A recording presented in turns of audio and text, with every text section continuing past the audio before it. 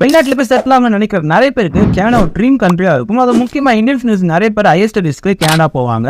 Indian students தான் கேனடாவோட எக்கானமியில ஒரு பெரிய பங்காற்றிருக்காங்கன்னே சொல்லலாம். ரீசெண்டா ஐஆர்சிசி வெளியிட்ட அதிர்ச்சி தர தகவல் என்ன அப்படின்னா 40% அவங்க அப்ளிகேஷன் ரிசீவ் பண்றது குறைஞ்சிருக்குதுன்னு சொல்லியிருக்காங்க.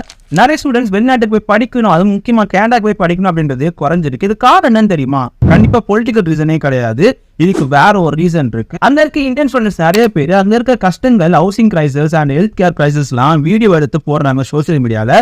இது பல பேருக்கு பல பயத்தை ஏற்படுத்திருக்கு. நான் படிக்க போறேன் அப்படின்னு சொல்லி எக்கச்சக்கமான பணத்தை கட்டி கேனடாக்கு படிக்க போறாங்க. குறிப்பா சொன்னா கேனடியன்ஸோட இந்தியா தான் டபுள் டைம்ஸ் பே பண்ணி அங்க படிக்க போறாங்கன்னு சொல்லலாம். இப்ப இந்த கிரைசிஸ் நடந்துட்டு இருக்கும்போது அப்கோர்ஸ் யாருமே அங்க போய் படிக்கணும்னு நினைக்க மாட்டாங்க. ஆல்ரெடி அங்க இருக்க ஹவுசிங் கிரைசிஸ் மிக பெருசா இருக்கு. அங்க இருக்க சிங்கிள் பெட்னா பெட்லயே பாதி, அந்த பாதி பெட் $900 Canadian per month ரெண்டுக்கு விட்டுட்டு இருக்காங்க. இப்படி ஒரு ஹவுசிங் கிரைசிஸும் ஹெல்த் கேர் கிரைசிஸும் அங்க போயிட்டு இருக்கு.